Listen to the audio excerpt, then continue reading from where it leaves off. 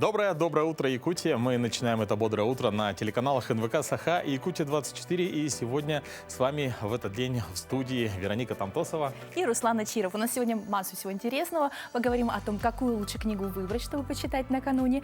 Конечно, о любви к себе расскажем, о интересных профессиях, в том числе о режиссерах. У нас прекрасные молодые гости, с которыми побеседуем, в том числе школьники 5-й школы. Вот такие юные гости у нас сегодня, представляешь? Поэтому начинайте утро вместе с нами, делитесь полезными новостями. У нас всегда работает электронная почта, на которой вы можете отправить свои интересные новости, и мы обязательно покажем их в эфире. Да, действительно. И не забывайте про наш телеграм-канал «Утро Якутии», где мы уже сегодня запустили небольшой конкурс, в котором победители получат билеты на фестиваль джазовой музыки «Тон Джаз», который пройдет с 16 по 18 февраля в городе Якутске. В общем, все условия на нашем телеграм-канале. Заходите в закрепленное сообщение и выполняйте условия. И уже в четверг мы определим победителей и, конечно, с удовольствием вручим 3 пары билетов. Но не забывайте также, что мы всегда делимся в телеграм-канале нашими последними новостями, поэтому целый день можете быть вместе с нами на позитиве и хорошем настроении. Ну, а чтобы настроение было лучше, напоминаем про зарядку. Ты, кстати, знал, что есть такие массовые зарядки, когда потеплеет, в том числе и на улицах города Якутска? Да, конечно. Участвуешь? Нет, я, к сожалению, мне не доводилось, но... В общем, Руслан у нас активно саботирует зарядку, можем сказать это. Но, тем не менее, хочу с вами поделиться интересным фактом, что 18 августа 2013 года, ну почти 11 лет назад, более 28 тысяч человек приняли участие в утренней зарядке в Чебоксарах, приуроченной к 544-летию Дню города. То есть замечательная дата, замечательная зарядка, и они попали, в общем-то, в Книгу рекордов. Да, здорово. В этом мероприятии, кстати, приняли все студенты, школьники, участники, сотрудники предприятий, и всеобщее спортивное объединение горожан от школьников до ветеранов привело к установлению действительно этого замечательного рекорда. России и Европы. Да. Но поэтому давайте не будем стоять на месте, начнем нашу утреннюю зарядку вместе с нами. Ну, а я думаю, что многие наши телезрители также, когда возобновятся утренние массовые зарядки, тоже к ним присоединятся. Возможно, мы даже к вам присоединимся и начнем утро где-нибудь на зарядке. Всем доброе утро, и давайте начнем этот день зарядки, а именно поработаем с нашей спинкой, с нашим позвоночником. Комплекс упражнений именно будет направлен, чтобы у вас ничего не болело. Для этого мы становимся на четвереньки, ладони на ширине плеч, коленки также. Спина у нас максимально от макушки до копчиков прямая. Что мы с вами сейчас делаем? Упражнение называется кошка. Сделали выдох, максимально округляем спинку, позвоночником тянемся к потолку. На вдохе прогибаемся, и каждый раз у нас голова тоже работает. Сделаем 6 повторений. Выдох. Округлили спинку, потянулись к потолку. Вдох. Выполняя этот комплекс упражнений, ваш позвоночник вам скажет спасибо. И еще раз. Вдох делаем через нос. Выдох через рот. 3, 4, выдох. 5, выдох. 6, последний раз. Хорошо. Также на четвереньках останавливаемся, выполняем следующее упражнение. Вокруг своей оси выполняем круговые движения. Уходим немножко в сторону. В одну сторону сделаем 5 раз. 2, 3, 4, 5. Есть. В другую сторону пошли. Максимально стараемся прогнуться.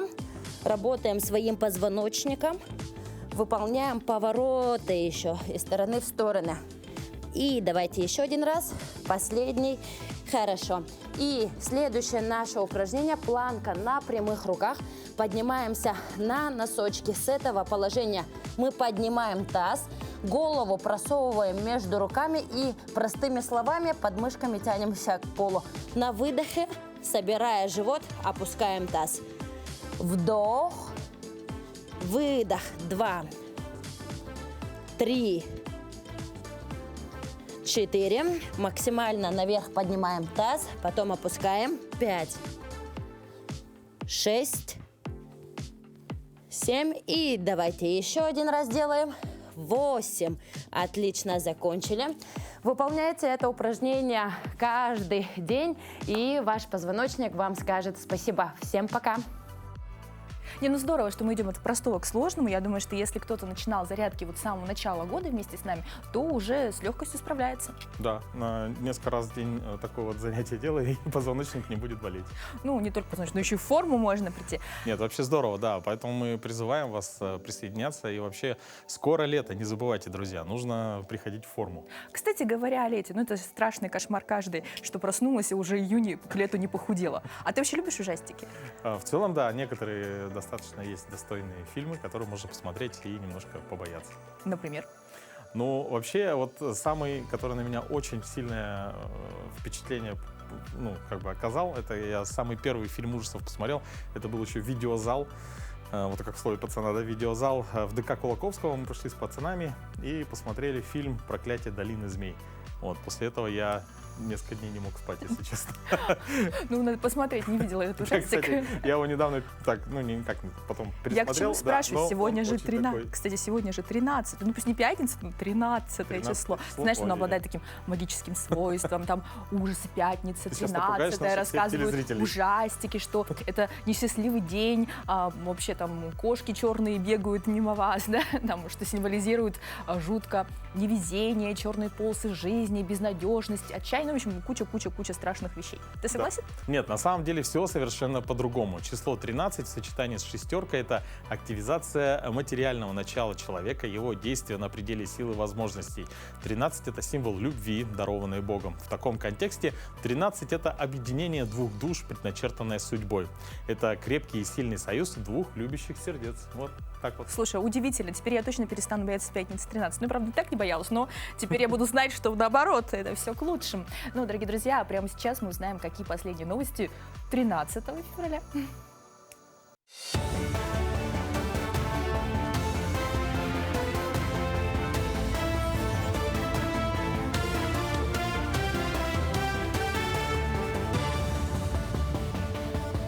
Доброе утро, Якутия. Последние новости к этому часу.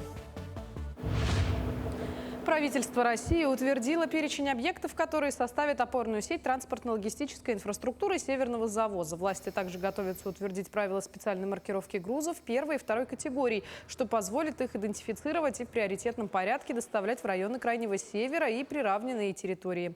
Речь идет о продовольствии, нефтепродуктах и других жизненно важных товарах. В начале декабря минувшего года правительство утвердило список приоритетных грузов Северного завоза. В него вошли 160 товаров 7 категорий. Товары предназначены более чем для 3 миллионов жителей Крайнего Севера. Более половины грузов направят в Якутию, 17% на Камчатку и 10% на Чукотку. Изначально в перечень территорий завоза входил 21 регион. С портала проектов нормативных правовых актов удалили законопроект Министерства обороны о предельном возрасте для военнослужащих по контракту в период мобилизации. Документ подразумевал поправки в федеральный закон номер 269, который в том числе устанавливает предельный возраст для военнослужащих в период мобилизации. Сейчас данный закон не содержит нормы, определяющие предельный возраст пребывания на военной службе в период мобилизации, военного положения или в военное время военнослужащих, заключивших контракты до 24 июня 2023 года. В Якутии продолжается работа по адресной помощи военнослужащим, участникам СВО и членам их семей. 85 семьям оказана материальная помощь на газификацию жилого дома. 225 родителей военнослужащих получили помощь на санаторно-курортное лечение. Кроме того, постановлением правительства от 22 января внесены изменения в положение об оказании единовременной материальной помощи на подключение к централизованным источникам теплоснабжения без учета уровня дохода. На сегодня участники специальной военной операции, ветераны боевых действий и совместно проживающие члены их семей могут подключить свои дома к централизованным источникам теплоснабжения без учета уровня их доходов. Работа по предоставлению мер поддержки участникам специальной военной операции и членам их семей находится на особом контроле главы республики и продолжается в плановом режиме. Правительство утвердило программу «Плавание для всех». До 30 года получить этот навык должны 12,5 миллионов детей, включая 124 тысячи ребят с ограниченными возможностями здоровья. В школах, где уже есть бассейны, со 2 класса будет внедрен учебный модуль плавания. К 30 году в таких школах доля учеников, умеющих плавать, должна составлять до 80%. Одновременно с этим утвержден и план реализации программы. Предполагается, что она заработает уже в первом квартале этого года. В 14 пилотных регионах будет сформирован социальный заказ на проведение занятий в бассейнах. Также запланирована актуализация действующих региональных программ по плаванию, повышение квалификации тренеров, работающих с детьми. В Республиканской спортивной школе по футболу стартовал новый сезон. Вместе с этим активно проводится просмотр и отбор игроков на обучение. В футбольной школе уже 3-й год проводится Республиканская детская футбольная лига. Так, 2 раза в год футбольные клубы со всей Якутии участвуют в матчах среди детей с 7 лет до юношеского возраста. Также команды спортивной школы получили разрешение от Российского футбольного союза на право участия в юношеской футбольной лиге в сезоне 2024 года. Различные системы отбора в зависимости от возраста. Вот маленькие дети к нам приходят, если, конечно, мы берем всех на первоначальном этапе. Вот первый год, например, пришли ребята, первоклассники, мы берем всех и, соответственно, там уже смотрим на определенные физические качества, коммуникабельность, да, в коллективе, как он уживается, ну и психология. У нас, естественно, бесплатное обучение, потому что мы бюджетное учреждение. В этом наш плюс, но в тот же момент как бы минус в том, что не все желающие могут попасть. То есть одного желания мало, можно очень сильно желать, быть целеустремленным таким, но способности могут, допустим, быть не к этой игре. Двукратные серебряные призеры Олимпийских игр в парном катании Евгения Тарасова и Владимир Морозов проведут показательный мастер-класс в рамках молодежного фестиваля «Мусустар». Мероприятия могут посетить все желающие, количество мест ограничено. Регистрация будет открыта на сайте фестиваля и в приложении мероприятия. Мастер-класс пройдет 16 февраля в 14:00 в СК «Элей-Ботур».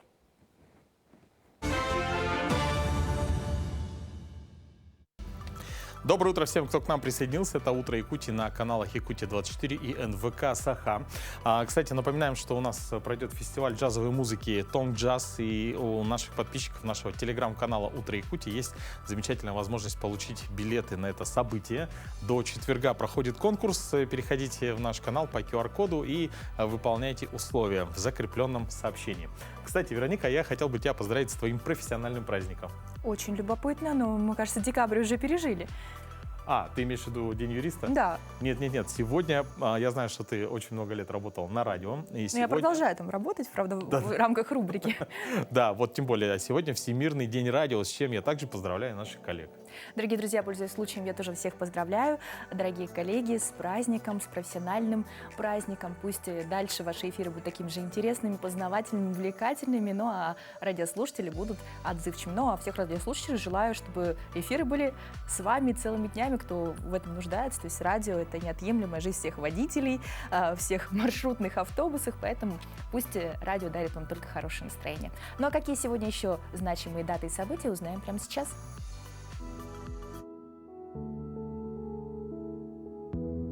На календаре 13 февраля. Сегодня отмечают Всемирный день радио, День родного языка и письменности в Якутии. По народному календарю Никита – пожарник. В народе Никиту называли хранителем от огня, молнии и слишком жаркого солнца.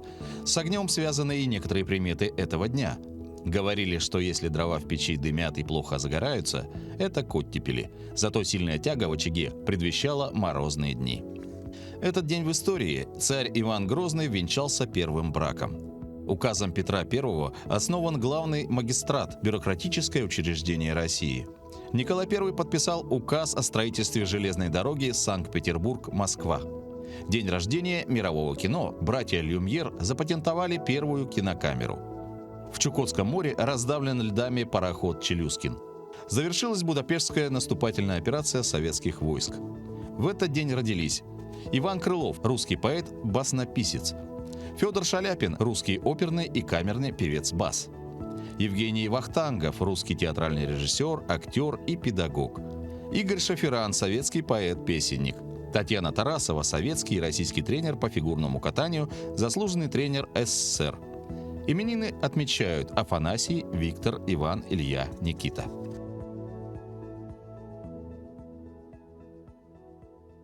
Школьное радио в средней школе номер 5 существует 2015 года. У истоков стояла педагог-библиотекарь Соловьева Софья Ильинична. Она самостоятельно освоила тонкости и специфику работы школьного радиоузла. Собирала вокруг себя малышей, обучала их основам дикторского мастерства, подбору информации и подготовке передачи. За время работы школьного радио «Пятая волна» были реализованы несколько крупных проектов. Запись аудиосказок для лежачих больных детей паллиативного отделения Дома ребенка, информационное озвучивание остановок в городском транспорте, добрый автобус, ток-шоу, разговоры, встречи с интересными людьми и многое другое. К сожалению, Софьи Ильиничны не стало. Дети остались без творческого руководителя. Работу радио вели совместно с педагогом-организатором только по памятным датам и событиям. Сейчас в школе открылась медиастудия. Руководителем является Дьяконов Андрей Алексеевич. Дети, кроме радио, осваивают новые навыки по фото и видеосъемкам, пробуют себя в разных ролях, например, оператора, сценариста, актера, монтажера и ведущего. У студийцев интересная, насыщенная деятельность. И сегодня у нас в гостях ведущий радио «Пятая волна» Александра Дичковская и оператор Андрей Тармаев. Доброе утро, ребят. Доброе утро. Рада вас видеть в гостях. Ну, расскажите, как вы начали заниматься радио? В общем, начали мы достаточно давно. Меня позвали побыть ведущей, сказать там несколько слов для радио, и как бы я согласилась, и с тех пор меня больше не отпускали. Ну, а вы, как операторская работа, это же так сложно. Вот. Я лично занимаюсь как в радио и оператором, ну вот недавно, получается, с конца прошлого года, меня позвали записать видео для школы. Я как сказал, хорошо, давайте. В общем, потом начали звать записывать видео. И вот мне понравилось работать с камерой, это достаточно интересно. И я думаю, понадобится в будущем. Ну, действительно, это отличный опыт, да, даже там, расстановка кадров. Да, это вообще интересное направление. А что для вас самое интересное является вот в вашей работе, деятельности? Самое интересное — это проводить время с друзьями. И, ну, то есть, это как все опыт. И я чувствую, что все это пригодится. Да, очень интересно всегда узнавать что-то новое, так как каждая радиопередача, она на разные темы, и там всегда находят какие-то факты, которых ты никогда не знал, и теперь ты можешь этим пользоваться. А как вы подбираете материал вообще? Материал подбирается в основном учителями. Мы тоже можем, конечно, найти, но нам обычно дают готовый, и там истории разных праздников, факты, как они появились, или интересные личности, или что-то для школы тоже можно записать. А с какими интересными личностями, людьми вы уже встречались, ну вот на вашем опыте? Я как часть команды медиастудии, ну, благодаря Андрею Алексеевичу, мы часто ездим по вот всяким местам. Вот недавно ездили в мастерскую к Аялу. Это очень интересный опыт был. Показали нам, как создаются костюмы. Вот для детей Азии делали. Получается, вот... к нам приезжали актеры из Тимира. Марк Яковлев, привет.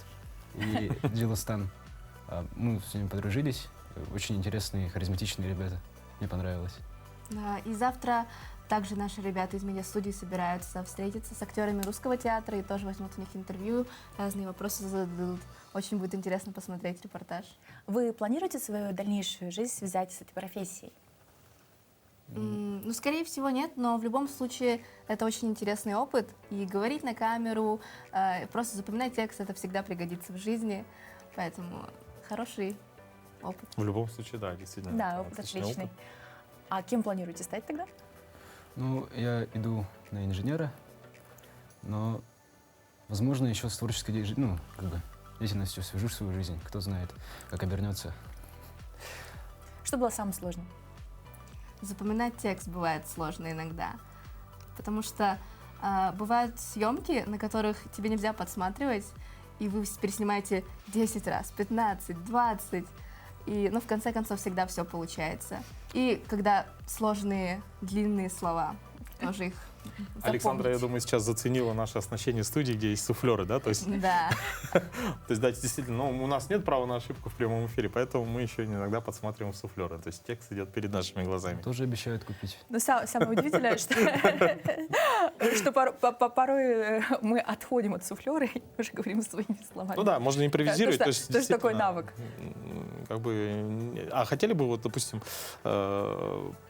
практику, да? Вот сейчас вы находитесь в студии, вот вы представляли, что здесь вот именно вот так? Я, честно, думал, немножечко по-другому выглядит. Мгм. Ну, в принципе, ожидаемо. Да, тоже чуть по-другому, но вообще в целом выглядит достаточно хорошо, очень интересно. Да, мы гордимся нашей студией. Да. Классно. Особенно, когда смотришь, что в кадре происходит и что на фоне. То есть, кто у нас не бывал, они считают, что да, обстановка у нас соответствует прямому эфиру, но немножко все интереснее. Спасибо нашим техникам. Да. Но в целом вообще вот, допустим, что касается, например, видеооператорства, да, то есть фотокамер — это большое количество, видеокамер, да, большое количество настроек и так далее. Как бы тебе это легко далось вообще? И как с тобой работал твой наставник? Ну, я пока не слишком в этом опытный. Ну, в общем, мне сказали, здесь включаешь, здесь фотоешь, здесь там штатив крутишь где-то там, поворачиваешь, здесь освещение и так далее. И получается, ну, просто кнопки там по делу запоминаются по мере... Ну, то есть по мере использования. работы ты уже сам начинаешь Запоминаешь. Ну, играть. надо сказать, это что, только- возможно, даже вот такой способ, да, на практике, он даже лучше, потому что ты уже своими руками понимаешь разницу, да, вот такие настройки принял, и в целом Да, даже но нам это лучше. очень повезло, что у нас достаточно современные камеры, на Очень которых хорошие. можно...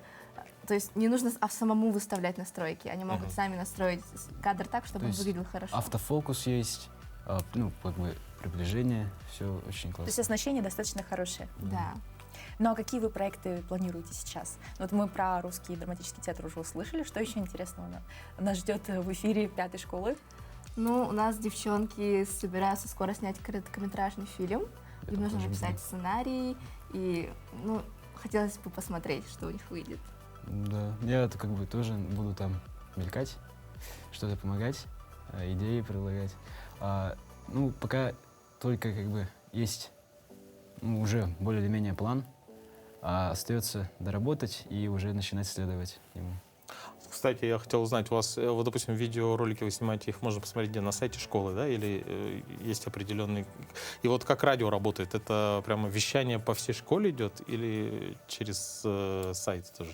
Но я не слышал в школе, что наши голоса. Да. но- Ну, у нас идут. Да? Прям на переменах включают по радио, и это слышно на всю школу. Здорово. У нас несколько корпусов. Насчет того корпуса не знаю, но в нашем корпусе, когда включают радиопередачи, они звучат на перемене.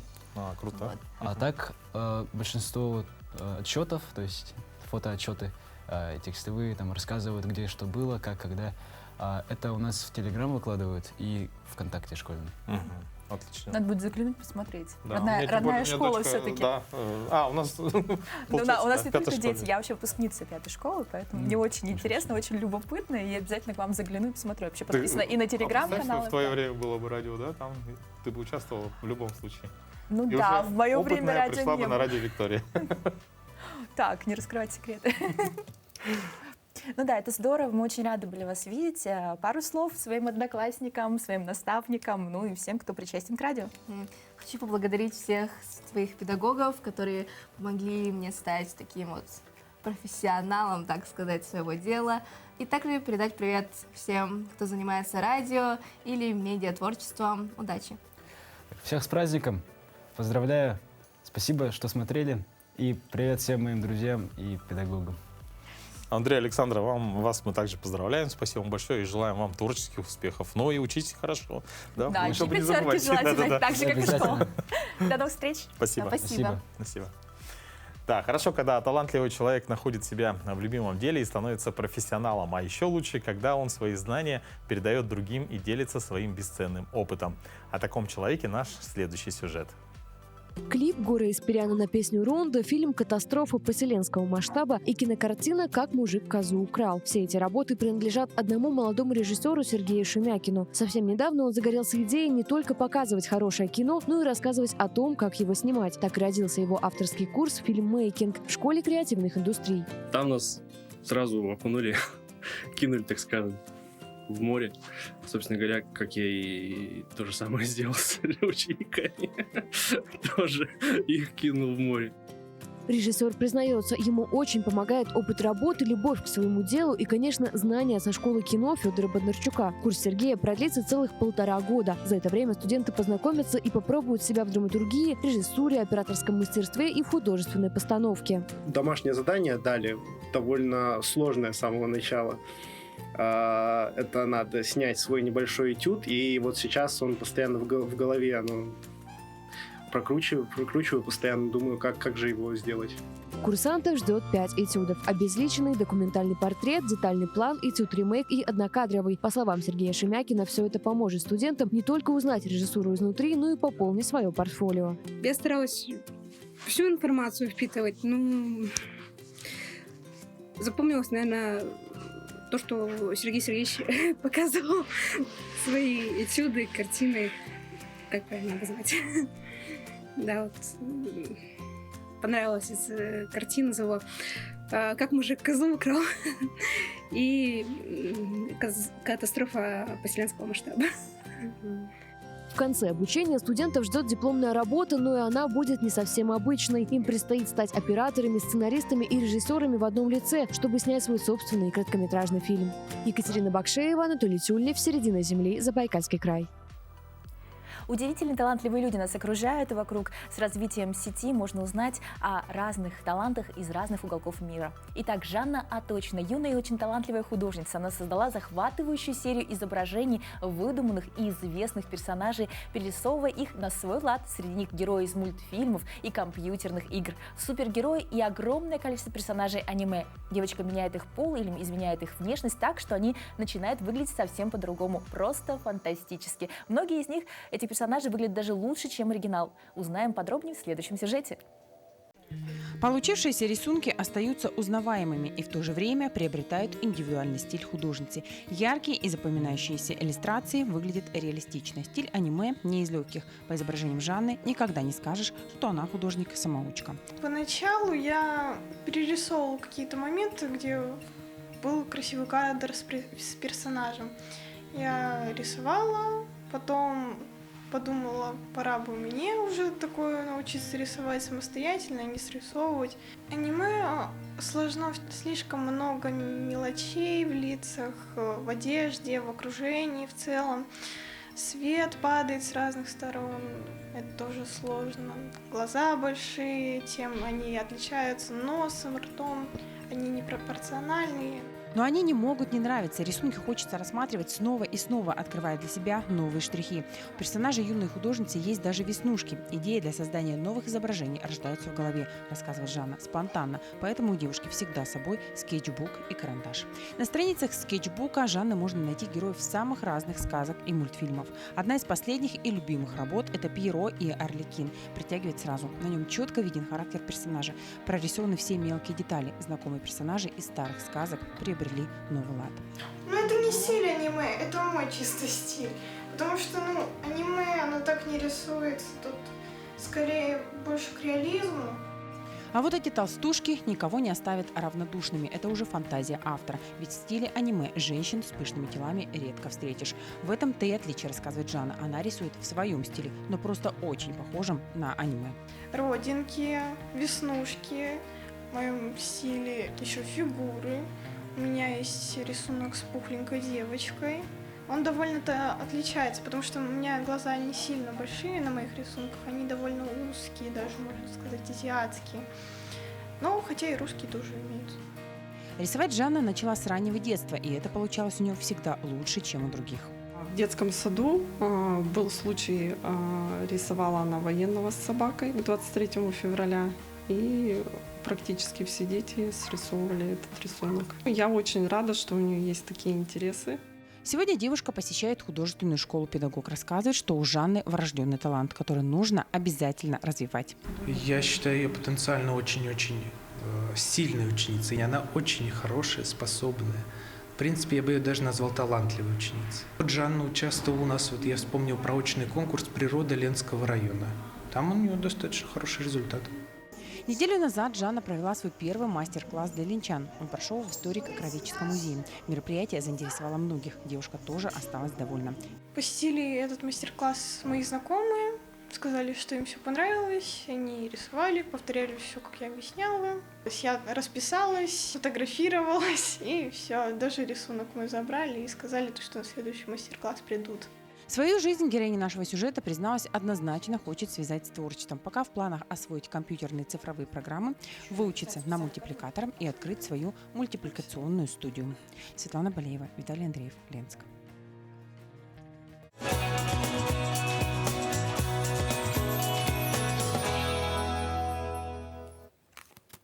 Кстати, вот, Вероника, такой вопрос. Вот, когда ты была последний раз в библиотеке? Ты знаешь, в библиотеке была не так давно, буквально в декабре, но, к сожалению, не по поводу чтения. То есть я была там скорее как гость приглашенный, сопровождала свою дочку. Да, она у меня бенефициар библиотеки со всей нашей семьей. И вот как продвижение книг, она там выступала и вручила в подарок картину. Да, ну а я ходил, когда, так стыдно признаться, да, я когда учился в университете, то есть, ну, вот это уже по учебе, да, давненько. Кстати, ну, вот если говорить о том, что я читаю, правда, такие интересные книги, связанные с какими-то преступлениями, и смотрю в основном детективы, видимо, специфика работы сказывается. Представляешь, есть даже преступления, связанные с книгами. Библия клептомания — это человек, крадущий книги. То есть, казалось бы, вот зачем красть книги? Ну, вот есть такие люди. Одним из самых знаменитых клептоманов Стивен Блумберг, укравший более 23 тысяч редких книг из 268 библиотек. Представляешь? Обалдеть. И заработал на это $20 миллионов его коллекция стоит. Ничего себе. Да, так что, оказывается, книги — это дорого. Интересно, то есть он, видимо, пробирался туда, когда под покровом ночи, да, или выносил под пальто? Да, он пробирался под покровом ночи, выносил книги, но я думаю, что это было все-таки в те времена, когда с охраной было чуть попроще. Сейчас компьютерная охрана, это довольно сложно, но, тем не менее, стоимость его коллекции впечатляет. С ума сойти. Ну, а мы прямо сейчас познакомим вас с книгой «Норвежский лес». Это роман 1987 года японского писателя Харуки Мураками. Название романа — устоявшийся перевод на японский название песни «Битлз». В моих руках роман культового писателя, не менее культовый роман «Норвежский лес», автор Харуки Мураками. Наверное, нет человека, который не слышал бы в России про Харуки Мураками. Японский писатель буквально за 10-15 лет покорил сердца российских читателей. И «Норвежский лес», наверное, визитная карточка его творчества. Я советую начинать именно с этой книги. Конечно же, она есть и в нашей библиотеке. «Норвежский лес» и то, как Мураками показывает нам движение героя по жизни, это совершенно уникальная вещь, потому что эта книга, написанная в 90-х, о 70-х, но хорошо читающаяся и сегодня в 20-е. Вот так, пусть такое парадоксальное предложение не запугает вас, потому что здесь мы видим героя, который любит, героя, который ищет себя в жизни, который, несмотря на разницу во времени, разницу в национальном колорите, все-таки это Япония 70-х, конца 60-х, да, и 70-х, мы видим, что это человек урбанизма, то есть человек города, как и многие из вас, большинство, наверное. «Норвежский лес» читается очень хорошо, потому что мы узнаем себя. Мы понимаем, как герой воспринимает мир. Это такой немножечко лишний человек. Если вы понимаете концепцию лишнего человека в русской литературе, да, то он немножечко не от мира сего, он воспринимает все немножечко через какую-то призму, через стекло реальности. Мураками погружает нас, пусть где-то через элементы фривольности, за что ругают этот роман и некоторые другие произведения Мураками. Здесь есть какая-то скабрезность, чуть-чуть. Я думаю, что это вполне укладывается в рамки авторского замысла. Эта книга немножечко как поэма. В то же время она совершенно не скучно читается. Это сюжетное произведение. И почему советуют с нее? Ну, потому что здесь Мураками с нее шагнул в Россию. Ее многие прочитали и увидели в ней себя, как лишнего человека, как человека города. Поэтому сегодня я вам рекомендую Харуки Мураками, прекрасный японский писатель, «Норвежский лес», его визитная карточка. Ну, прям захватывающе наши специалисты рассказывают, появляется желание прочитать, правда? Да, действительно, согласен с тобой. Ну, а вот мифы, ты знаешь, с чтением очень много мифов связано. Например, говорят, что если ты будешь много читать, ну, детям так часто говорят, ты будешь обязательно правильно писать. Ты согласен? Да, абсолютно верно. Вот эти очень часто можно услышать, да, что грамотность якобы напрямую зависит от зрительной памяти. Мол, у кого зрительная память хорошая, тот помнит, как выглядит слово. Однако ученые давно доказали, что зрительная память нужна, чтобы зафиксировать образ буквы. А вот что касается написания слов, она практически, впрочем, может использовать, да, отдельными кусочками, да, наверное, да. То есть говорят, что вот не запоминаешь, получается, а отдельную фразу повесить, выделить красным орфограмму и запомнить. Ну, помнишь, как в детстве алфавит вешали на холодильник, и ты его учил. Кстати, еще не менее устоявшийся, что говорят, что вот если ты, да, ты много читаешь, ты обязательно пишешь грамотно, но, к сожалению, это совершенно не так. Тогда бы можно было прочесть несколько книг и все запомнить. Ну, это так не работает. Поэтому прямо сейчас, для того, чтобы писать более грамотно, мы предлагаем посмотреть нашу рубрику, где разбирают правильное написание слов. Доброе утро, дорогие телезрители!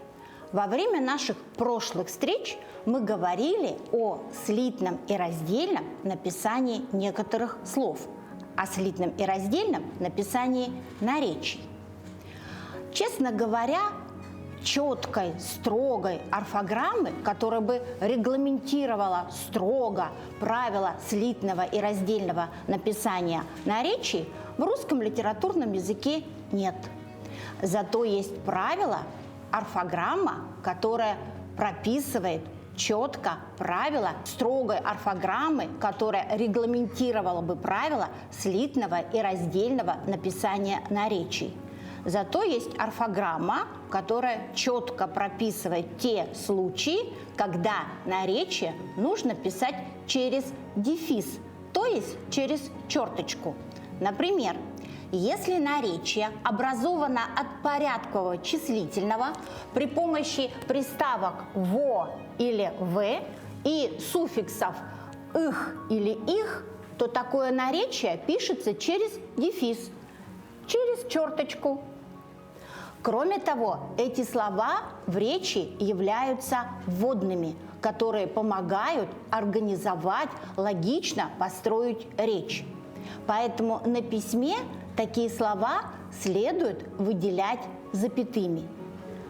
Давайте говорить правильно. Всего доброго! Но я себя почувствовала прям как на уроке русского языка. Прям... Нет, мне кажется, очень полезная рубрика. Нет, да? полезная, безусловно, но ощущение интересное. С утра, когда твой мозг открыт всему новому и хорошо запоминает вещи. Да, есть такое.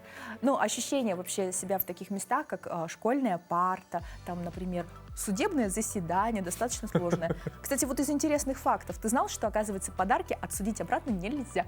В смысле? Как? Ну, в смысле, вот недавно был... то есть я кому-то что-то подарил? Да, Верховный суд сказал, что не подразумевает гражданско-правовых отношений, то есть если ты, получается, подарил подарок, в данном случае рассматривали подарок телефона, а мужчина хотел у своей бывшей супруги, видимо, высудить обратно эту стоимость телефона и стоимость вложенного ремонта, ничего у него не получилось, суд его не поддержал, поэтому, дорогие мужчины, будьте рыцарями, подарки обратно, пожалуйста, не требуйте. Подарки не отдарки. Да, особенно в судебном порядке. Слушай, ну, в целом, да, то есть если ты даришь что-то кому-то, да, то есть ты это даришь уже с чистым сердцем, и, понятно, ты как будто бы уже и просто отдаешь эту вещь другому человеку. Ну, мне кажется, это все какие-то все-таки дрязги связаны, наверное, не с подарком, не его стоимостью, а с желанием хотя бы на судебном заседании, на судебном заседании увидеть свою супругу, хотя бы там заставить ее прийти, обратить на себя внимание. Подумать о тебе, да? Да. Возможно. Ну, вообще, у людей много проблем. Например, далеко не каждый человек доволен своей внешностью. Глядя в зеркало, многим из нас кажется, что природа могла бы постараться над созданием более совершенного образа. Попытки довести свою внешность до совершенства мужчины и женщины садятся на диеты, идут в фитнес-зал и к пластическим хирургам. Несмотря на массу возможностей и инноваций в медицине, спорте и декоративной косметике, в повседневный год набирает обороты именно тренд на естественность и натуральность форм. Человек прекрасен от рождения, и не случайно природа создала его именно таким. Все, кто кто научился принимать себя и свое тело, отмечает 13 февраля Международный день любви к себе. У дизайнеров сегодня на расхват как худышки, так и пышные дамы категории плюс сайз. Движение бодипозитива призывает людей комфортно ощущать себя в собственном теле и радушно относиться к окружающим, несмотря на их внешний вид и физические особенности. Никто не должен соответствовать придуманному формату красоты и навязанным идеалам. Но я считаю, что это очень правильно, потому что вот это стереотипное, помнишь, одного стремления быть как Барби, и вот однотипность моделей, однотипность, получается, моделей, которые печатались, да, ну, вызывала, мне кажется, огромный стресс, особенно у младшего поколения, то есть когда девочки-подростки прям садились на диеты, страдали какой-то худопой, поэтому призываем всех не так критично к себе относиться, все мы красивы по-своему, но и не надо забывать о внутренней красоте. Абсолютно верно. Ну а двигаясь, переходя к следующим интересным фактам, да, мы переходим в космос. Российский космонавт Константин Борисов ответил на несколько вопросов о жизни на Международной космической станции. Борисов также рассказал, каково плакать в космосе и почему космонавты, например, не стирают свою одежду. Ну а нам, да, землянам, будет интересно узнать подробности жизни на Международной космической станции. По какому времени вы живете на МКС, и бывает ли у вас там явная ночь или явный день? Или день и ночь, понятие условное. Ну, смотрите, если выглянуть в иллюминатор, то день и ночь, понятие, с одной стороны, условное для нас, а с другой стороны, довольно-таки четкое и понятное. Если под нами ночь, то можно сказать, что мы пролетаем над ночной частью планеты. Если под нами день, то мы пролетаем над дневной частью планеты. Виток вокруг Земли мы делаем за 92 минуты примерно, и за это время у нас каждый раз меняется день и ночь, 16 раз в сутки. А с точки зрения нашего рабочего дня мы живем по Гринвичу, то есть сейчас 22:48, в Москве сейчас, соответственно, час 48 ночи, мне уже пора ложиться спать, в 7:30 подъем, начинается работа, и до 7:30 вечера мы работаем, и так выглядит наш обычный рабочий день, потому что это привычно, и именно к такому рабочему дню привыкнув, нам проще работать по такому расписанию и здесь, на МКС. Что будет с глазами, если поплакать в космосе? Если заплакать в космосе, то слезы не будут, как на Земле, под воздействием силы притяжения стекать по лицу, а слезы будут накапливаться здесь, вот в районе глаз. Это будет немножко непривычно, и захочется все время их смахивать, стирать или чем-то промакивать, потому что иначе жидкости накопится довольно много, и будет ничего не видно, как будто вы открыли глаза под водой. Ну, соответственно, плачущий человек, я полагаю, будет постоянно протирать себе глаза для того, чтобы четко и хорошо видеть. Как вы стираете одежду в космосе? Или не стираете и носите только новое? Да, не стираем, носим только новое. Вот так выглядит одежда. И вот смотрите комплекты. В каждом комплекте есть надпись. Вот это рубашка пола, срок эксплуатации 7 дней. Еще рубашка. А это футболка и носки. Срок эксплуатации 3 дня. И вот таких комплектов у меня целый мешок. Соответственно, каждые 3 дня я могу их менять. Ну и, конечно, старую одежду просто выбрасываем, размещаем ее в грузовой корабль, который отстыковывается и сгорает в атмосфере вместе с нашими оставленными в нем вещами.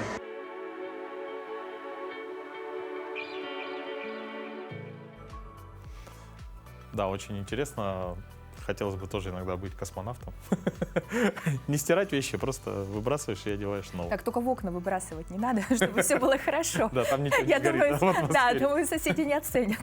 Абсолютно верно.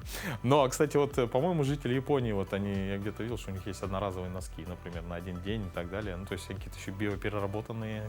Которые... Ну, это правда очень иногда удобно, потому что с темпом жизни, когда он возрастает, нереально просто бегать, там еще что-то стирать, переодевать, особенно детям. Дешевле просто просто взять купить такие одноразовые носочки. носки, да, и пусть один раз одела, сняла. Да, ну что касается Японии, все мы наблюдали и переживали за касаток, которые застряли в ледяной тюрьме. Но эксперты решили, что застрявшие у берегов Японии касатки могли спастись. Стая касаток, застрявшая во льдах между японским островом Хоккайдо и российским Кунаширом, скорее всего, смогла спастись, заявил независимый эколог Дмитрий Лисицын. Видимо, максимальное сплочение льда было накануне днем, когда касатки дружно и упорно боролись за поддержание полыньи. Сегодня стали доступны съемки, которые это подтверждают, сказал он, назвав наиболее вероятным развитием событий сценарий, в котором все-таки касатки вышли на свободу. Судно береговой охраны, высланное на поиск животных, нигде их не обнаружило, а это хороший знак, подчеркнул он.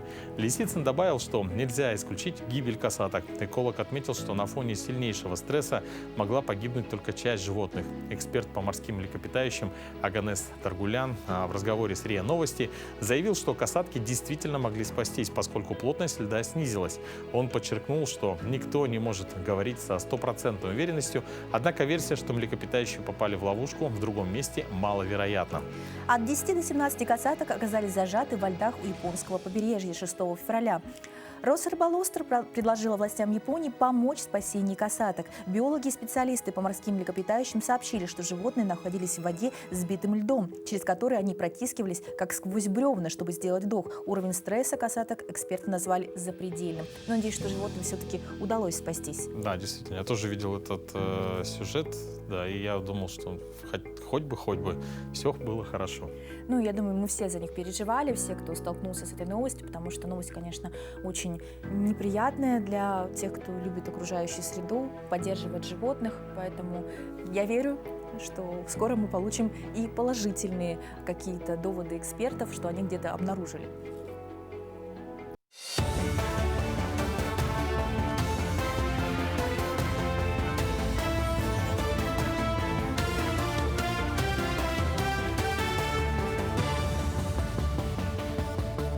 Продолжаем освещать самые заметные события. Доброе утро. Проект закона о внесении изменений в статью 13 Закона Республики об охоте и сохранении охотничьих ресурсов внесли на рассмотрение в Госсобрание региона. В рамках проекта предлагают дополнить законодательство республики новыми положениями, которые определят перечень допустимых видов охоты на особо охраняемых природных территориях и порядок выдачи разрешения на них. Так, новый законопроект допускает следующие виды охоты с учетом особенностей режима особо охраняемых природных территорий. Это любительская и спортивная охота и охота в целях осуществления научно-исследовательской деятельности.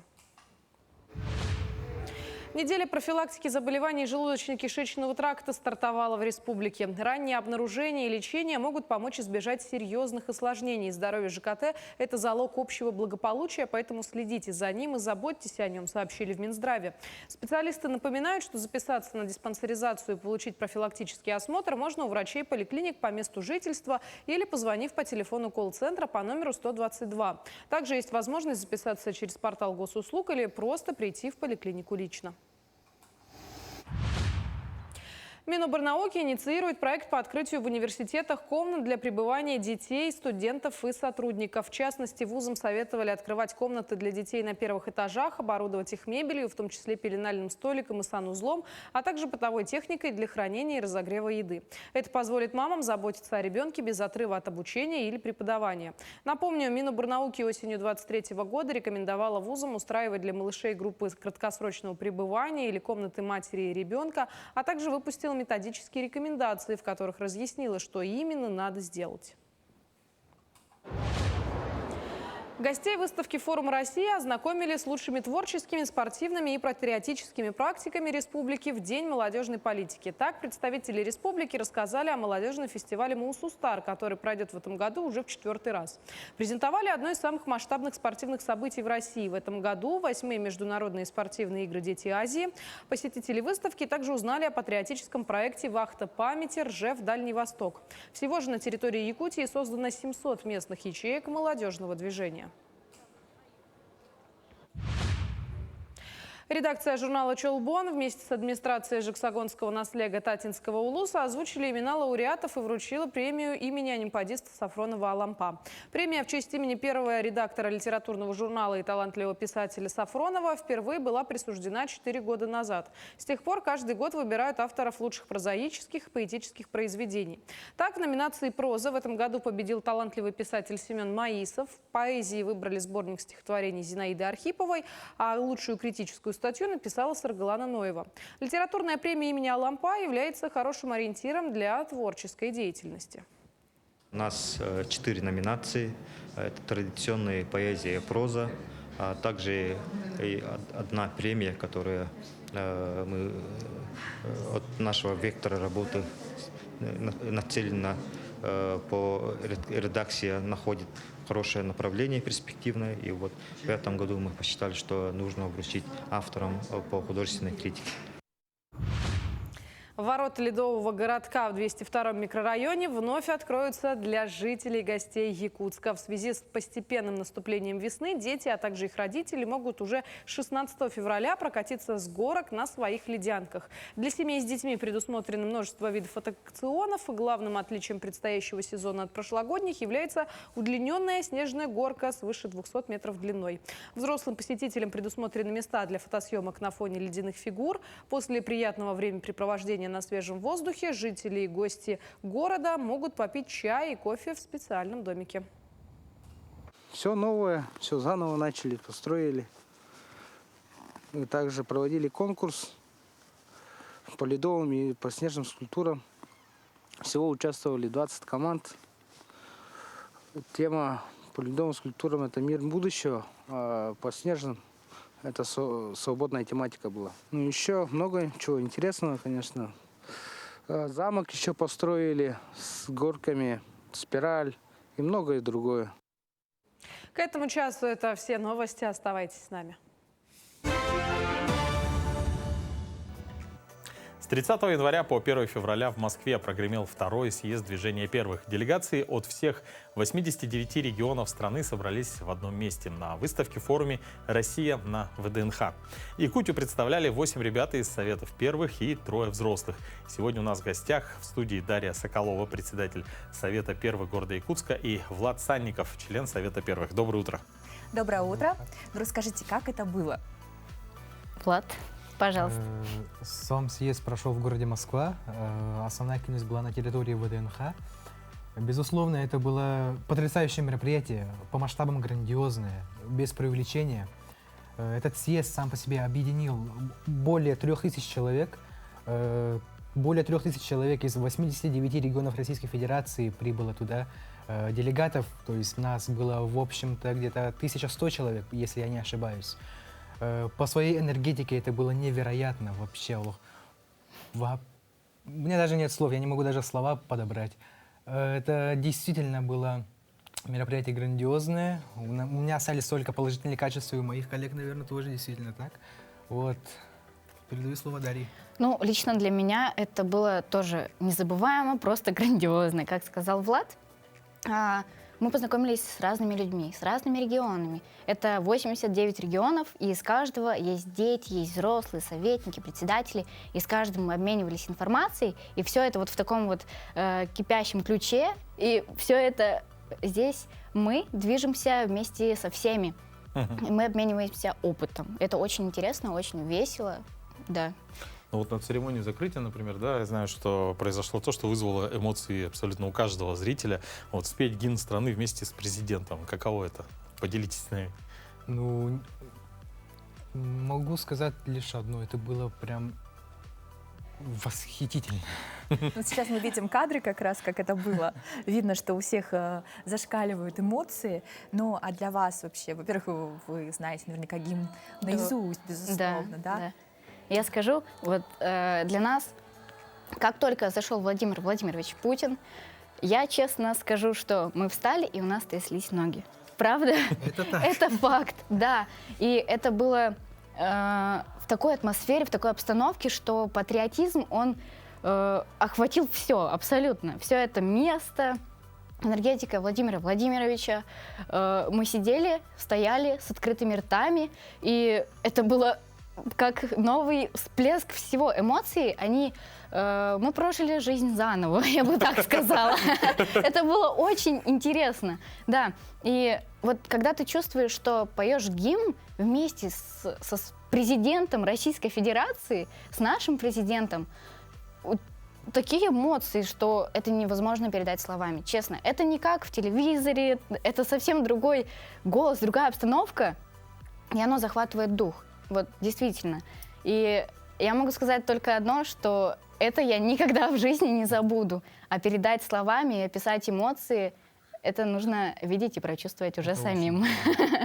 Ну, мы очень рады, что вы испытали такие эмоции, которые запомнятся вам надолго. Но съезд — это же и большая работа. То есть вы, как говорили, поделились опытом и наверняка запланировали массу мероприятий. Что это будет? То есть что нас ждет впереди?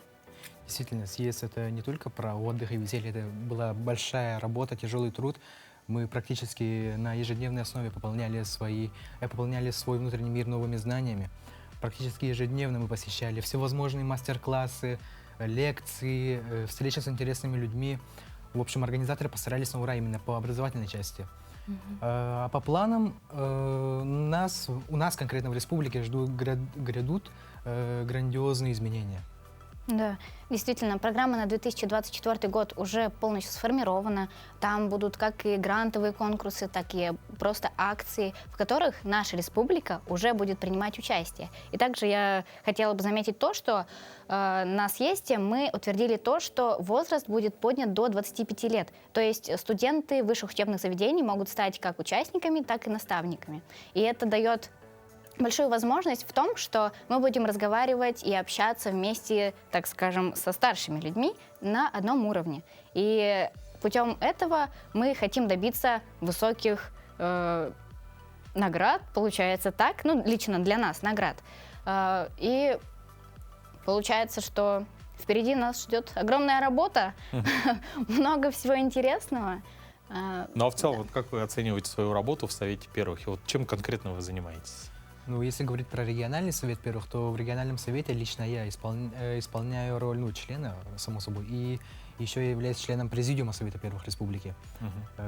Курирую 4 направления, о них углубляться в них не буду, наверное. Ну, в целом просто можно перечислить. Дерзай и открывай. Работу перечислить. Ладно. Работу... Мы еще толком работу не начали. По правде говоря. Год только начинается, да? Да.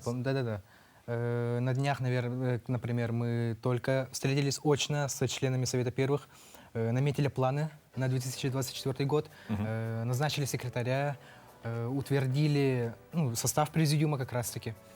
И в 2024 году грядет большая работа, тяжелый труд во благо нашей республики, во благо развития молодежной политики в республике, и ради этого мы готовы отдаться полностью, работать и трудиться. Свою роль в Совете Первых я оцениваю, разумеется, положительно, оцениваю коллег также очень высоко. Действительно, мы собрали очень хорошую команду, очень сильную команду. Каждый чем-то отличается, но одновременно с этим мы, как бы сказать, похожи друг на друга, именно стремлением к лучшему, стремлением в светлое будущее. И каждый из нас уникален по-своему. Понятно. Ну, захватывающая речь. Спасибо большое, ребят. А как можно стать членом вашей команды? Расскажите еще раз, кто вдруг не столкнулся и еще не видел сайт. Кстати, да, можно обратиться к нашим.